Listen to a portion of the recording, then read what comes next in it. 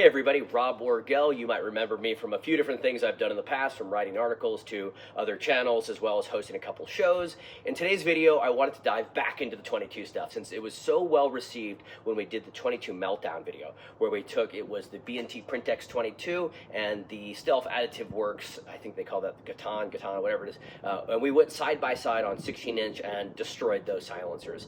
Because that video was so well received, I decided to go deeper down the 22 rabbit hole. Now, of course, I've got, I think, 164 silencers currently. I've got more coming as it tends to go. I've got a lot more content on the way for you all, since silencers are becoming more and more free. And hey, if you think the NFA is stupid and you want silencers off of it, make sure you do your part, make those phone calls, and comment saying NFA is dumb and silencers should not be regulated. You throw a silencer into the playground and no kid's going to get hurt. Let silencers be free. That's my 2 cents. All right, moving on. From the 22 video, since it did so well, we're going to do a head-to-head comparison with the 25-ish silencers I have to find the best sounding 22 suppressor.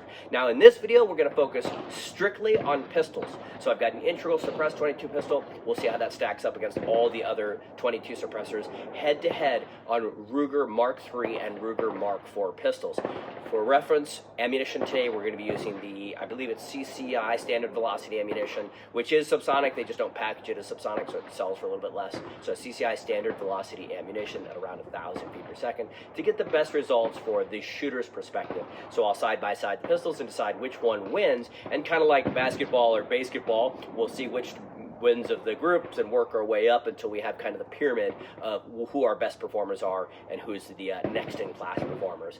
I would guess that the B&T and the Stealth Additive Works, from the testing I've done so far, I think those guys are going to shine well. But I don't know. Let's find out how it goes. And as always, I really appreciate you guys commenting. Even if you say I love pizza or damn the NFA, whatever comments, it really goes a long way. YouTube does not like silencers. It really hates us talking about this stuff, and they shadow ban us and give us issues with channels, and we got to reopen them and do this. So all the work you guys do in the comments and on the likes and sending the video to your buddies, that really goes a long way for us. So please keep it up. We appreciate you, and let's get into it.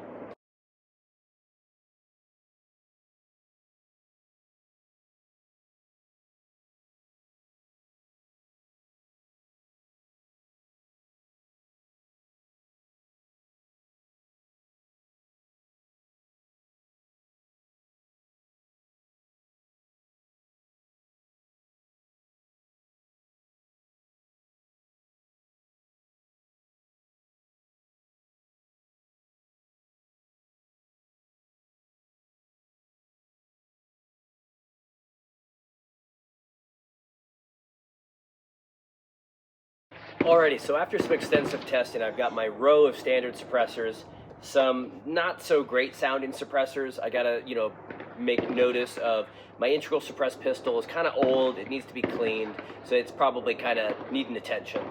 The Mercy Firearms, now owned by 4 Systems mini suppressor, on a pistol just isn't that great. And then, the rest of these kind of perform good.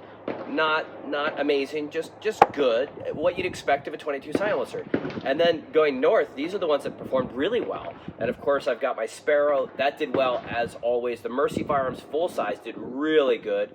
This is a similar platform to the Mercy Firearms. This is a company called Off Grid Armory. And then the Dead Air Mask. And these guys were kind of in the final phase, but didn't make the cut, believe it or not. The tried and true Sparrow and Dead Air Mask are not in the final cut. The final 3 contenders are actually the B&T Tiger 22, the latest edition of the Stealth Additive Works Katana, and then the Huxworks suppressor. All 3 of these are like really very impressive. So now the final straw is to shoot them side by side and pick a favorite. So here we go, B&T and SAW.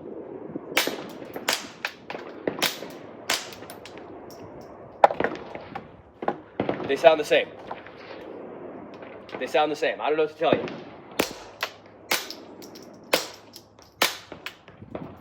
They sound the same. I'll do these side by side too. They sound the same. This is crazy.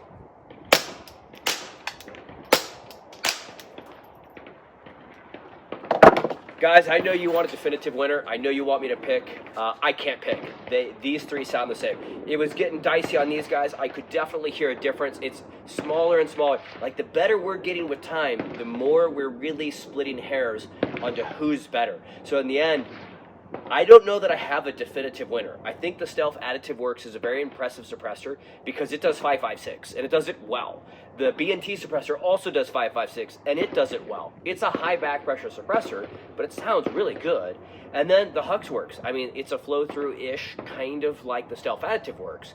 So in the end, I couldn't tell you.